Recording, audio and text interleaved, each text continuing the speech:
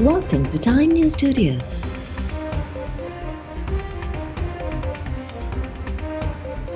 You are watching 6 p.m. Bulletin. इरसा ji सलाहकारी committee जो इजलास 5 May ते तरब। इजलास में ख़रीफ़ जी मुंद दौरान पानी जी दस्तियाबी ऐं पानी वखरनि जो जाइज़ो वरितो वेंदो। 26 मार्च ते इरसा जे इजलास में 25 अप्रैल ते इजलास घुराइण जो फ़ैसिलो थियो हो। इरसा चेयरमैन पारां तय थियल तारीख़ खां 10 ॾींहनि खां पोइ इजलास घुरायो वियो। पाकिस्तान हमेशा हर क़िस्म जी दहशतगर्दी जी मज़म्मत कई आहे। भारत जो पानी खे हथियार तौरु इस्तेमालु करण जो फ़ैसिलो इंतिहाई अफ़सोसनाक आहे। सिंध तास मुआहिदे तहत कंहिं बि धुर खे हिकु तरफ़ो मुआहिदे तां फिरी वञण जो हक़ नाहे। जम्मू ऐं कश्मीर तकरार जो पुरअमन हल ई ॾखिण एशिया में पाइदार अमन खे यकीनी बणाइण जो वाहिद रस्तो आहे। वज़ीर आज़म शहबाज शरीफ़ जूं चीन जे सफ़ीर जियांग ज़ेडोंग सां मुलाक़ात दौरान ॻाल्हियूं। वज़ीर आज़म शहबाज शरीफ़ पाकिस्तान जी हिमायत ते चीन जा थोरा मञिया। चीनी सफ़ीर चयो त चीन ॾखिण एशिया में अमन ऐं इस्तेहकाम जे हवाले सां हमेशा पाकिस्तान जी हिमायत कंदो। पहलगाम वाक़े में भारतीय ॻुझी एजेंसी रॉ जो किरदारु बेनक़ाब। अहम दस्तावेज़ सोशल मीडिया ते लीक। दस्तावेज़ में हिदायत ॾिनी वई त पाकिस्तान मुख़ालिफ़ बयानियो मीडिया ते 36 कलाकनि बाद बणाइणो आहे। दिफ़ाई माहिरनि मूजिबि पहलगाम वाक़ियो रॉ जे तय ऐं मंज़ूर थियल कार्रवाई हुई। कश्मीरनि ख़िलाफ़ भारत जी नफ़रत खुली करे बेनक़ाब थी वई आहे। दस्तावेज़ुनि मां साबित थी वियो आहे त पहलगाम वाक़ियो बि ॿियनि हमलनि जीअं फॉल्स फ्लैग ऑपरेशन हो। भारत जी इंतिहा पसंद मोदी सरकार सामूंडी फ़ौज जे आला उहिदेदार खां पोइ हवाई फ़ौज जे आला ऑफिसर खे बि बरतरफ़ करे छॾियो। भारतीय हवाई फ़ौज जे vice chief of air staff air marshal S P. Dharkar खे उहिदो संभालण जे 7 महीननि खां पोइ हटायो वियो। ज़रियनि मूजिबि एयर मार्शल एस.पी. धारकर अंगारे जी राति वालरल कश्मीर में राफ़ेल जहाज़नि जे जारिहाणे उॾामण जो निगरान हो। पाक हवाई फ़ौज तरफ़ां राफ़ेल जहाज़नि खे फ़ौरी ऐं असराइते अंदाज़ में रोकण बाद एयर मार्शल एस.पी. धारकर जी पेशेवरानी सलाहियतुनि ते सवाल उथारिया विया हुआ। भारतीय हवाई फ़ौज जे नायब सरबराह पंहिंजे पायलट जी राफ़ेल हैंडलिंग ते अदम इत्मीनान जो इज़हार कयो। भारतीय राफ़ेल जहाज़ पाकिस्तानी जदीद रेडार्स जे साम्हूं बेवस थी विया हुआ। पहलगाम वाक़े बाद इहा ॿी वॾी अस्करी तब्दीली आहे। उत्तर कमान जे आर्मी कमांडर खे पहिरीं तब्दील कयो वियो हो। मोदी सरकार पहलगाम वाक़े बाद पाकिस्तान ख़िलाफ़ फ़ौरी तौरु कार्रवाई खां इनकार कंदड़ भारतीय lieutenant general M.V. Sachinder Kumar खे कमांडर नॉर्दर्न कमांड जे उहिदे तां हटाए छॾियो हो।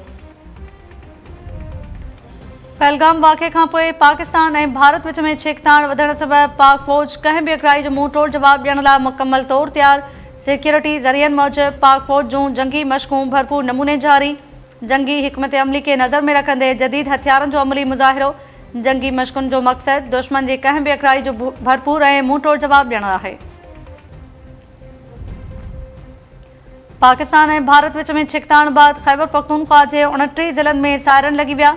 KP जे सिविल डिफेंस डायरेक्टोरेट तरफ़ां जारी कयल पधिराई मूजिबि 29 ज़िलनि खे सायरन फ़राहम कया विया आहिनि।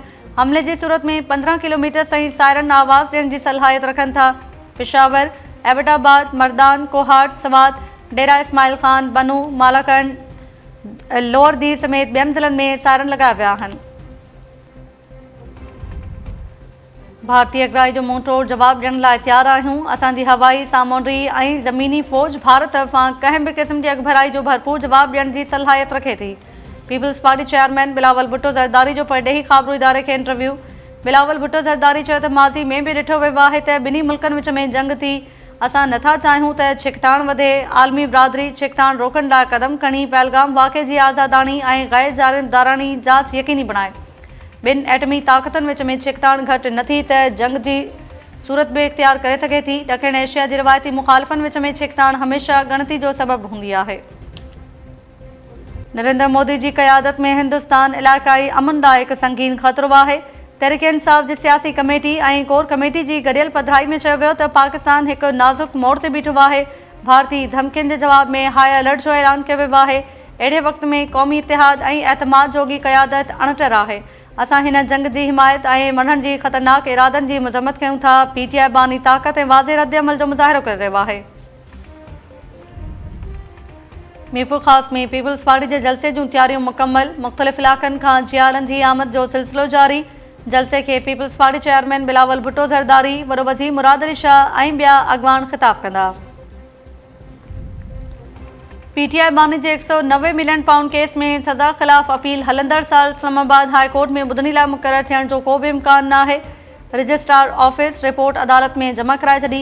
रिपोर्ट में चयो वियो आहे त पीटीआई बानी जे 190 मिलियन पाउंड केस में सज़ा ख़िलाफ़ अपील हलंदड़ साल मुक़ररु थियण जो इम्कान न आहे। National judicial policy making committee जे फ़ैसिलनि मूजिबि पहिरियां ॿुधणी हेठि हलंदड़ केस ऐं अपीलूं खिलायूं वेंदियूं। हिन वक़्तु सज़ा आयल ॾोहारनि जूं 279 अपीलूं ॿुधणी हेठि आहिनि। पीटीआई बानी 31 जनवरी 2025 ते अपील दाख़िल कराई हुई। मां सम्झां थो त असां जज इंसाफ़ नथा कयूं। आइन मूजिबि समूरनि इंसाननि जा हक़ बराबरि आहिनि। कंहिं खां बि अवां ज़बरदस्ती कमु नथा वठी सघो। सुप्रीम कोर्ट जे जज जस्टिस इमाल मंदोखेल जो इस्लामाबाद में कॉन्फ्रेंस खे ख़िताब। जस्टिस इमाल मंदोखेल चयो त असां क़ौम जे हक़नि जे तहफ़ुज़ लाइ हल्फ़ खंयो आहे। अलाह मूंखे ऐं मुंहिंजे साथियुनि खे हल्फ़ जी पाबंदी जी तौफ़ीक़ ॾिए। जॾहिं असां गॾु वेहंदासीं त मूंखे यकीन आहे त मसइला हल थी वेंदा। को मज़दूर कंहिंजो ग़ुलाम न हूंदो आहे। पाकिस्तान समेत सॼी दुनिया में पौरियतुनि जो आलमी ॾिहाड़ो मल्हाए पियो वञे। पौरियत अॼु आलमी ॾिहाड़े ते बि हक़नि खां बेख़बर। मानी गभे लाइ अॼु बि मज़दूरी करण ते मजबूर बणियल। हैदराबाद, सखर, लाड़काणो, नवाबशाह, कंबर, कंदकोट, शहदादकोट, घोटकी, उमरकोट, सांगड़ ऐं ॿियनि शहरनि में रैलियूं ऐं तक़रीबूं कोठाए शिकागो जे शहीदनि खे भेटा पेश। कश्मीर थाणे ते पेका एक्ट तहत 2 ॼणनि ख़िलाफ़ केस दाख़िल। बख़्त अली चाचड़ ऐं मुनीर शर ते मोटरसाइकिल चोरी जी कूड़ी वाविला करण जो इल्ज़ाम।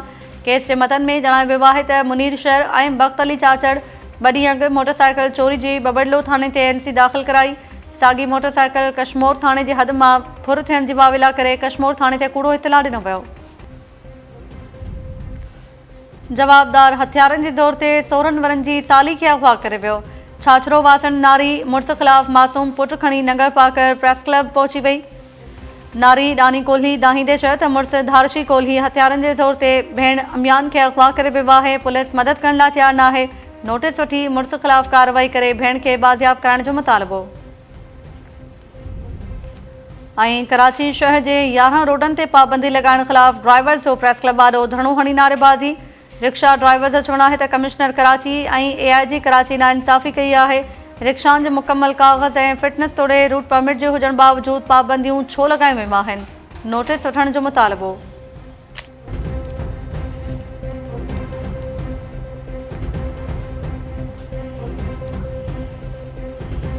अस्सलाम वालेकुम नाज़रीन, टाइम न्यूज़ सां गॾु आऊं आहियां ताहिरा वज़ीर।